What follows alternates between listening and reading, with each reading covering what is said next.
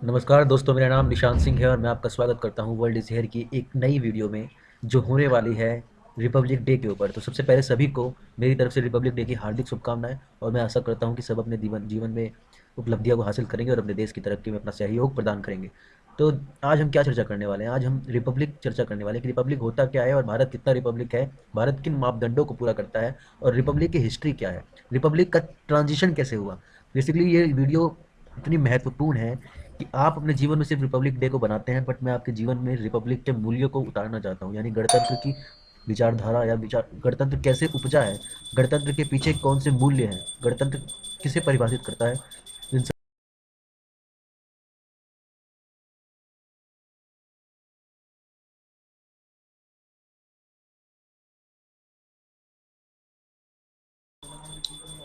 Basically 26 जनवरी को Republic day मनाया जाता है, 26 जनवरी 1950 को। और इंडिपेंडेंस डे 15 अगस्त 1947 तथा कॉन्स्टिट्यूशन डे 26 नवंबर 1949 को मनाया जाता है। ये बेसिक अंडरस्टैंडिंग है, मेजोरिटी ऑफ पीपल्स को पता होगा, बट डेफिनेटली जिनको नहीं पता है मैं उनके लिए बताना चाह रहा हूँ। आगे हम चार शब्दावलियों पर मेन फोकस करने वाले हैं, क्योंकि यहीं से चीज़ें आगे की तरफ बढ़ेंगी और अगर इसका आपको नहीं पता होगा तो आपको पूरे की पूरी फंडामेंटल्स का नहीं पता होगा, बेसिक और जो इसका कॉन्सेप्ट है आप उससे मिस कर जाओगे।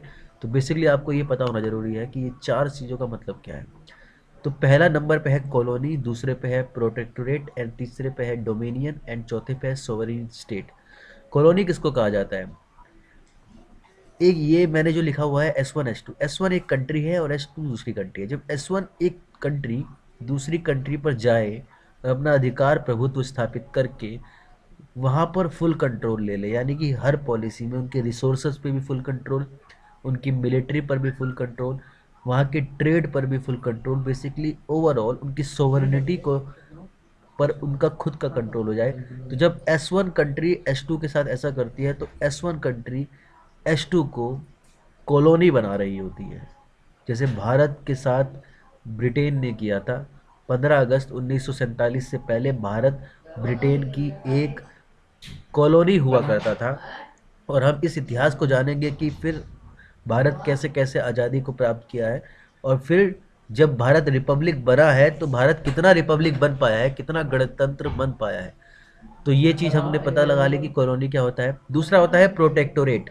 प्रोटेक्टोरेट का मतलब होता है कि ऐसा देश जिसके सिर्फ दो, डिफेंस और एक्सटर्नल अफेयर्स को छोड़कर बाकी सारी चीज़ें वो खुद मैनेज करता है। जैसे S2, मान लो मैं आपको एग्जांपल के तौर पर अगर बताऊं तो सिक्किम 1975 से पहले सिक्किम अपने क्या नाम है इंटरनल मैटर को खुद सॉल्व करता था, लेकिन जो डिफेंस और एक्सटर्नल अफेयर्स थे वो भारत देखता था।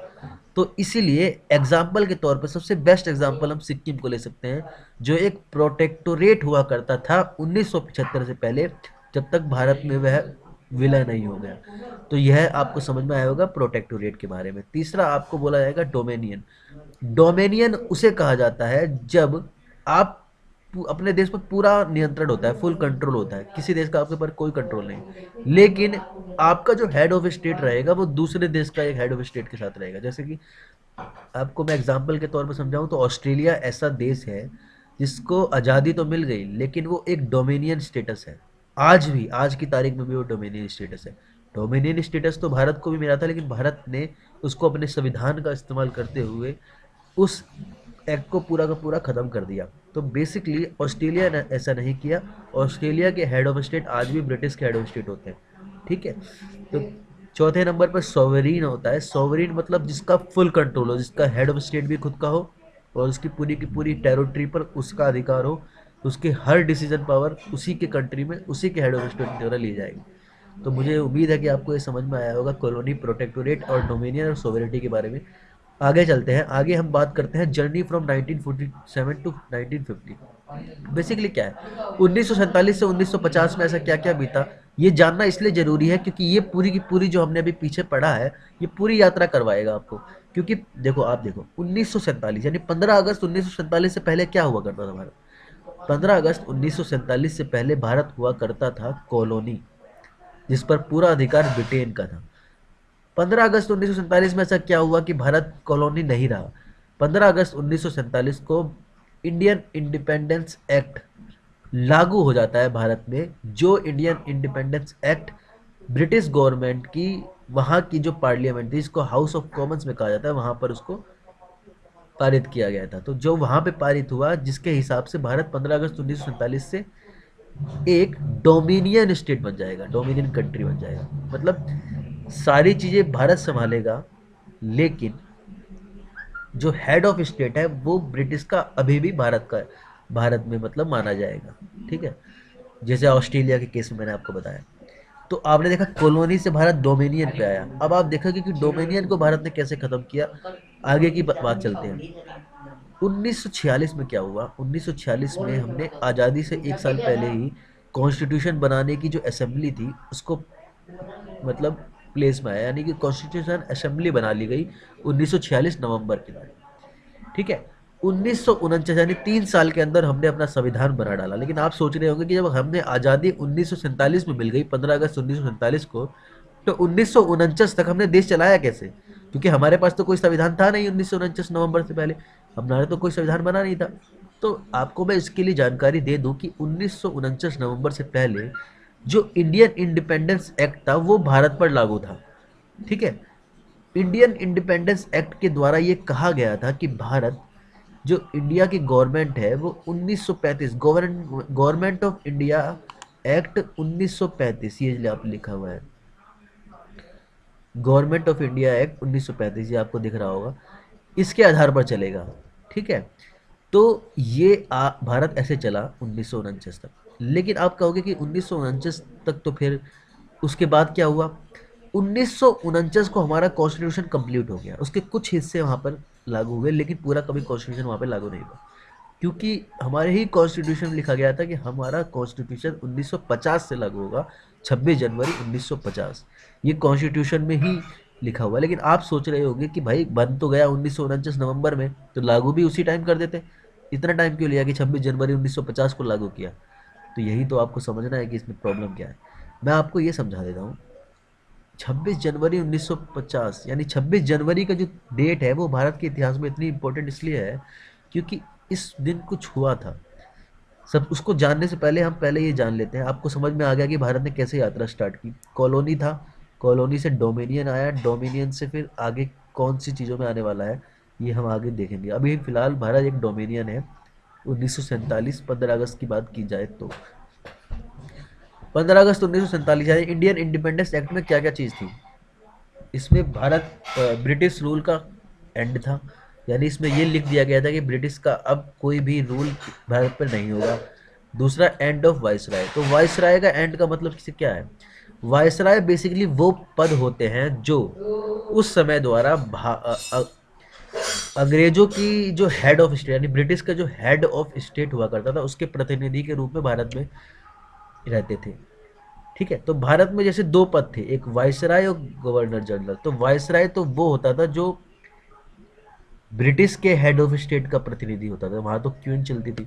ठीक है, तो उनके जो प्रतिनिधि होते थे उसको वाइसराय कहा जाता था, और जो भारत के जो इंटरनल जो सब कुछ देते थे उसको गवर्नर जनरल कहा जाता था। तो इस एक्ट के बाद क्या हुआ कि वाइसराय का पद खत्म कर दिया गया और सिर्फ गवर्नर जनरल का पद रह गया शेष। ठीक है, तो इस एक्ट से क्या क्या चीज़ें हुई? इस एक्ट से ही हम डोमिनियन बने थे। इस एक्ट से पहले हम क्या थे? कॉलोनी। इस एक्ट के बाद हम क्या बन गए? डोमिनियन। ठीक है, इसमें भारत और पाकिस्तान दोनों को डोमिनियन बनाया गया था। और मैंने फिर आपको बताया कि क्योंकि उस समय तो हमारे पास कोई संविधान था नहीं जब हम आज़ाद हुए, तो हमें चलाना कैसे था देश को? देश को चलाने के लिए हमने गवर्नमेंट ऑफ इंडिया एक्ट 1935 जो इसी एक्ट में लिखा हुआ था उसके आधार से चला। फिर ये 1950 तक चला, जब तक हमने अपना संविधान न बना लिया, और अपने संविधान का इस्तेमाल करके हमने इस एक्ट को खारिज भी किया, और गवर्नमेंट ऑफ इंडिया एक्ट 1935 को भी खारिज कर दिया, जबकि उसके कुछ प्रावधान हमने अपने नए संविधान में ले लिए, लेकिन इस एक्ट को वैसे खारिज कर दिया। आगे की कहानी में चलते हैं। तो फिलहाल आपको ये समझ में आ गया कि हम कॉलोनी कैसे बने और डोमिनियन तक कैसे बन गए। ठीक है, डोमिनियन के बाद 1950 में जब हमारा संविधान लागू हुआ तो हमने कौन से आर्टिकल का यूज़ करके सारे ये क्या नाम है कौन सा आर्टिकल का यूज़ करके जो इंडियन इंडिपेंडेंस एक्ट का उसको खारिज किया, और गवर्नमेंट ऑफ इंडिया एक्ट को भी खारिज कर दिया। तो बेसिकली इसमें आपको तीन चीज़ जानने को मिलेगी। 26 जनवरी की जो डेट है वो मैंने आपसे पूछा था कि क्यों इतनी इंपॉर्टेंट है, कि हमारा कॉन्स्टिट्यूशन तो बनकर तैयार हो गया था 26 नवंबर 1949 को, लेकिन जब हमने इसको लागू किया तो ये 26 जनवरी को ही क्यों लागू किया, ऐसा इसमें क्या था 26 जनवरी की डेट में? तो बेसिकली 31 दिसंबर 1929, ये डेट आप याद रखिएगा। इस दिन क्या हुआ, कांग्रेस का एक अधिवेशन हुआ जिसको लाहौर अधिवेशन कहा जाता है। इस अधिवेशन में क्या हुआ कि कांग्रेस पार्टी ने एक डिक्लेरेशन पर साइन किया जिसको कहा गया पूर्ण स्वराज। बेसिकली इसमें डोमिनियन की मांग को खत्म कर दिया गया। इसमें कहा कि हमें डोमिनियन स्टेटस नहीं चाहिए, हमें चाहिए फुल इंडिपेंडेंस। तो फुल इंडिपेंडेंस के लिए उन्होंने एक तारीख घोषित कर दी जिसको 26 जनवरी 1930 कहा, और कहा कि यह हमारा स्वाधीनता दिवस है। इस दिन से हर साल हम स्वाधीनता दिवस बनाएंगे। इसीलिए 26 जनवरी भारत के इतिहास में इतनी महत्वपूर्ण तिथि है, और जिसका इस्तेमाल हमने, जब हमें मौका मिला 1950 में, तो कॉन्स्टिट्यूशन को लागू करने के लिए हमने ये तिथि को मार्क किया हुआ था। तो मुझे उम्मीद है कि आपको समझ में आया होगा कि हमने ऐसा क्यों किया। और वैसे जब साइन तो हमने 26 नवंबर 1950 को ही कर 1949 को ही कर लिया था कॉन्स्टिट्यूशन, लेकिन हमने अपने कॉन्स्टिट्यूशन में लिखा हुआ था कि हमारा कॉन्स्टिट्यूशन लागू जब होगा वो 26 जनवरी 1950 से ही लागू होगा। अब लागू हुआ कैसे? लागू होने के लिए जैसे ही 26 जनवरी 1950 को हमारा कॉन्स्टिट्यूशन लागू हुआ, तो उस कॉन्स्टिट्यूशन के 395 आर्टिकल का इस्तेमाल करते हुए हमने रिपील कर दिया इंडियन इंडिपेंडेंट एक्ट और गवर्नमेंट ऑफ इंडिया एक्ट 1935 को। ये आई है, ये जो है ये आई है, ये आई है। तो basically government of India act को भी हमने खारिज कर दिया, इंडियन इंडिपेंडेंस एक्ट को भी हमने खारिज कर दिया। तो जब इंडियन इंडिपेंडेंस एक्ट ही नहीं रहा तो डोमिनियन कैसे रह पाएगा भारत? क्योंकि भारत को डोमिनियन तो इसी एक्ट के आधार पर मिला था ना। तो जब दूध ही नहीं बची तो फिर खीर कहाँ से बनेगी? तो बेसिकली यही सिचुएशन थी उस जमाने में कि जब हमने इंडियन इंडिपेंडेंस एक्ट को ही खारिज कर डाला तो हमारा डोमिनियन स्टेटस भी ऑटोमेटिकली खारिज हो गया और हमें पूर्ण स्वराज यानी कि फुल इंडिपेंडेंस हमको मिल गई। ठीक है, और इस डेट का इस्तेमाल करके, जो कि बहुत इंपॉर्टेंट डेट है 26 जनवरी, हमने 26 जनवरी 1950 को अपना संविधान लागू किया और उसके हिसाब से अपना देश आगे चलाने की बात हुई। तो बेसिकली इसका कंपैरिजन करके देखते हैं कि अमेरिका से हमारे इसका कंपैरिजन कैसे है। बेसिकली अमेरिका में क्या हुआ था, 1775 से 1783 में अमेरिका और ब्रिटिश के बीच में फ्रीडम स्ट्रगल चला। तो 1776 4 जुलाई को अमेरिका ने ये डिक्लेयर कर दिया कि आज से ही हमारा फ्रीडम है, हम अपने आप को एक फ्री स्वतंत्र देश घोषित करते हैं। और ये काम 13 प्रांतों ने मिलकर एक साथ किया 4 जुलाई 1776 को। जबकि 1783 में ब्रिटिश अमेरिका छोड़कर गए, 1783 में अमेरिका को रियलिटी में आज़ादी मिली, लेकिन अमेरिका के इतिहास में इस तिथि का बहुत मूल्य है, 4 जुलाई का बहुत ज़्यादा मूल्य है। इसीलिए जैसे हमारे देश के इतिहास में 26 जनवरी का बहुत अधिक मूल्य था, वैसे ही अमेरिका के इतिहास में 4 जुलाई 1776 का बहुत मूल्य है। आप किसी अमेरिकन से बात करेंगे तो वो आपको इसके बारे में ज़रूर बताएगा। ठीक है, और 1787 में अमेरिका का कॉन्स्टिट्यूशन एक्टिव हुआ, सितंबर 1787 में।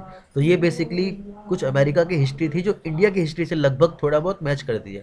तो हमने इसका उदाहरण इसलिए आपको कंपैरिजन के रूप में दिखाया। बेसिकली आगे क्या हुआ, ये आपको पता चल गया कि हम कॉलोनी से डोमिनियन कैसे बने, डोमिनियन से हमने कैसे खारिज कर दिया इंडियन इंडिपेंडेंस एक्ट को, और पूर्णतः यानी कि रिपब्लिक डेमोक्रेसी का हमने एक रूप हासिल कर लिया। तो बेसिकली क्या हुआ, आपको समझ में आना चाहिए कि रिपब्लिक डेमोक्रेसी है क्या।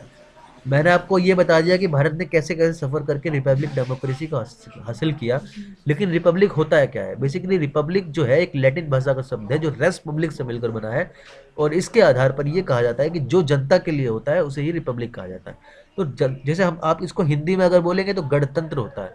गणतंत्र मतलब, गण मतलब होता है जनता और तंत्र मतलब होता है सिस्टम, यानी जनता के द्वारा बनाया गया सिस्टम, दैट इज कॉल्ड गणतंत्र। तो बेसिकली हमारा देश एक मतलब जनता के हिसाब से चलने वाला देश है, जनता का तंत्र है। ठीक है, ये सबसे बेस्ट फॉर्म ऑफ डेमोक्रेसी होता है। ठीक है, अब मैं आपको एक चीज़ बता देता हूँ कि हम इस सफ़र को पूरा कैसे करते हैं। जैसे आप यहाँ पर देख रहे होंगे एक मोनार्की, पहले के ज़मानों में मोनार्की चलती थी। ठीक है, फिर एक फेज़ आता है जिसको मिक्स्ड डेमोक्रेसी कहा जाता है। फिर उसको बोला जाता है, एक अगला फेज आता है जिसको रिपब्लिक, क्योंकि कोई भी चीज़ प्रोसेस के हिसाब से होती है। जब एक बच्चा 2 साल का पैदा होता है तो उसको 20 साल तक पहुंचने में एक प्रोसेस होता है, ये नहीं कि वो तुरंत अगले दिन 2 से 20 हो गया, डेट इज, ये कभी नहीं होता है, ये एक प्रोसेस के थ्रू चलता है। तो मोनार्की से डेमोक्रेसी एकदम अचानक से नहीं आएगी, ये भी एक प्रोसेस के थ्रू आएगी, तो उस प्रोसेस को समझते हैं। जैसे पहले एक एब्सोल्यूट मोनार्की हुआ करती थी। एब्सोल्यूट का मोनार्की का मतलब होता है, जो आज के देश में भी ये चारों टाइप की चीज़ें आपको दिखेंगी, मैं आपको एक एग्जांपल भी दूंगा इसका। जैसे एब्सोल्यूट मोनार्की वो होती है जिसमें राजा पूरे देश के कानून बनाएगा, उस मतलब उस राजा का ही प्रभुत्व रहेगा, उस राजा की जो संतानें होंगी वही राज करेंगी। तो मतलब राजा का पूरा अधिकार उस देश पर रहेगा, पूरी फुल कंट्रोल रहेगा जब राजा का, तो उसको मोनार्की कहा जाता है। जब मोनार्की हद से ज़्यादा कुछ बढ़ के अपने प्रॉब्लम क्रिएट करती है तो अंदर से आंदोलन क्रिएट होते हैं। जब आंदोलन होते हैं तब जाकर कुछ पावर्स मिलती है राजा को। राजा सोचता है कि भैया अंदर से प्रॉब्लम होगी तो कहीं मुझे ही प्रॉब्लम ना हो जाए, तो वो कुछ पावर्स जनता को दे देता है और कुछ पावर अपने पास रखता है। तब उसको कहा जाता है मिक्स्ड मोनार्की। मिक्स्ड मोनार्की में क्या होता है, कुछ पावर्स राजा के पास होती हैं, कुछ पावर्स जनता के पास होती हैं। ठीक है, तो एब्सोल्यूट मोनार्की में राजा के पास ही हर डिसीजन होगा, राजा जो चाहे वो कर सकता है। फिर आती है मिक्स्ड मोनार्की जिसमें कुछ पावर्स राजा के पास तो कुछ पावर्स जनता के पास होती है। उसके बाद जो अगला प्रोसेस आता है, जो अगला फेस आता है, that is called constitution monarchy, जिसमें राजा सिर्फ नाम मात्र का होता है लेकिन कॉन्स्टिट्यूशन के आधार पर देश चलता है। ठीक है, इसके भी एग्जाम्पल आपको दिए जाएंगे। लेकिन अगला जो फेज आता है दैट इज एब्सोल्यूट, जो अभी तक का हमने फुल फ्लेश्ड प्रारूप देखा है डेमोक्रेसी का, दैट इज रिपब्लिक डेमोक्रेसी। जो सबसे एक्सट्रीम फॉर्म, मतलब जो सबसे अव्वल दर्जे की फॉर्म होती है, that is called Republic democracy. तो एब्सोल्यूट मोनार्की का जो एग्जाम्पल है वो एक सऊदी अरबिया। सऊदी अरबिया राजा राज करता है, उसी के आधार पर सारी फॉर्म्स जो भी चलती हैं, पॉलिसीज उसी के आधार पर चलती हैं। दूसरा आपने जॉर्डन ओमान देखा होगा, वो एक मिक्स्ड मोनार्की है, इसमें कुछ पावर्स राजा के पास है, कुछ पावर्स जनता के पास है।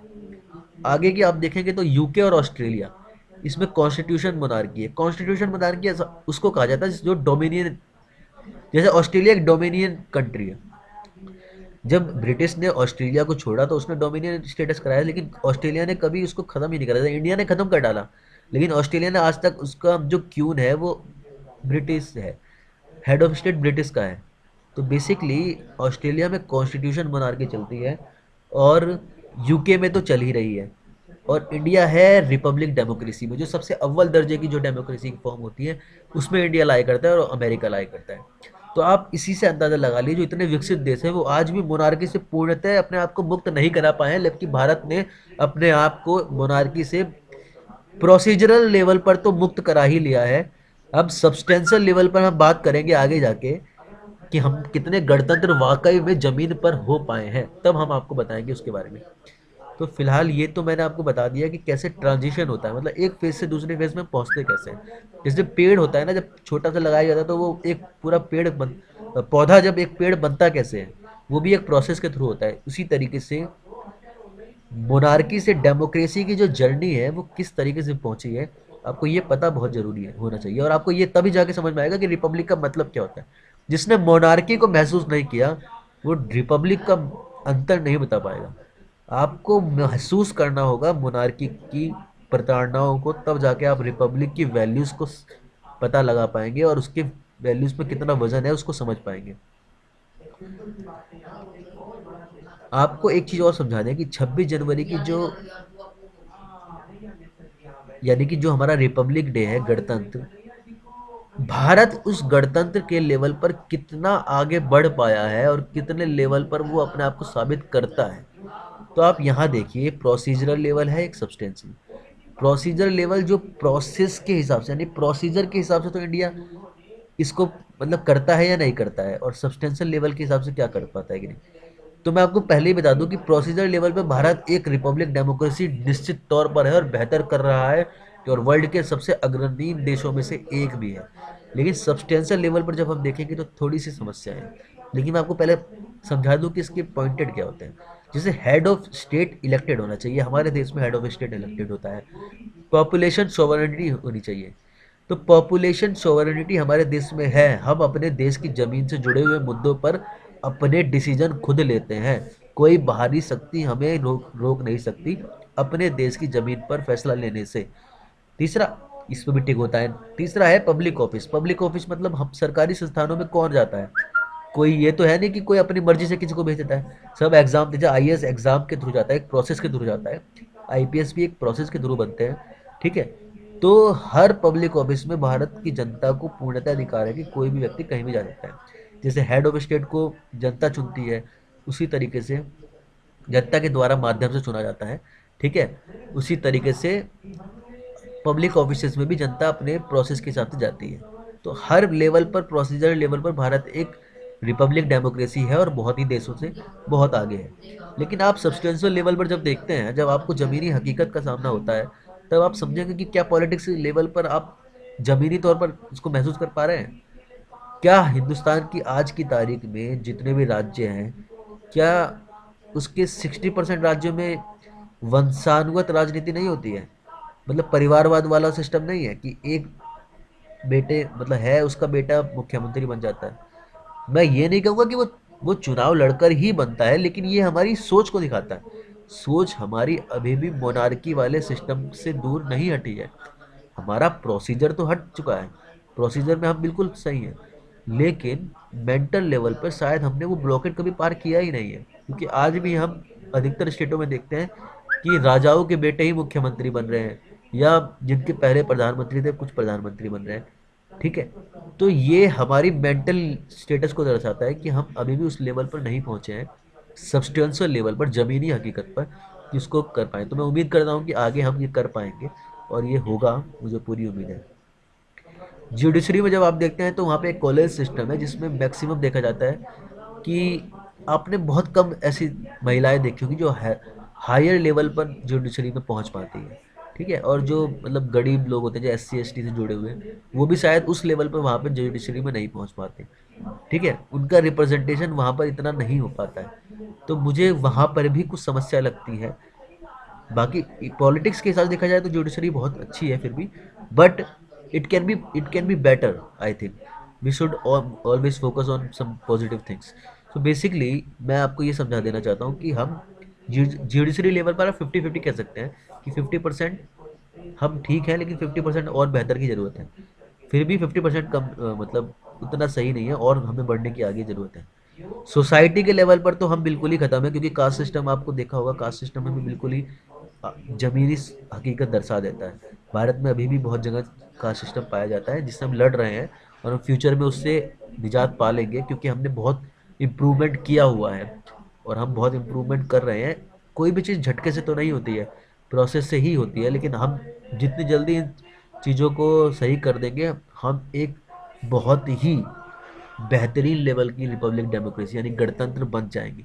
ठीक है। अब आपको समझ में आया होगा कि गणतंत्र, हम प्रोसीजर लेवल पर तो बिल्कुल परफेक्ट है, परफेक्ट मतलब 90% से ऊपर का स्कोर रखते हैं, लेकिन जो सब्सटेंशियल लेवल है, ज़मीनी हकीकत पर देखा जाए तो 50% से भी नीचे का स्कोर होगा हमारा। तो हमें काम करने की ज़रूरत है सब्सटेंशियल लेवल पर, ज़मीनी हकीकत पर। इंसान की मेंटेलिटी को और सक्षम बनाने की ज़रूरत है, तो उसके लिए हमें आगे काम करना होगा और हमें उम्मीद है कि हम करते रहेंगे। बाकी thank you so much for watching this video. I hope आपको बहुत कुछ सीखने को मिला होगा और गणतंत्र का मतलब समझ में आया होगा, क्योंकि जिसने गुलामी देखी है वही समझ पाएगा कि गणतंत्र होने का मतलब क्या होता है। तो गणतंत्र सिर्फ अपने नारों में नहीं, अपने व्यक्तित्व में लेके आइए। Thank you so much for watching this show.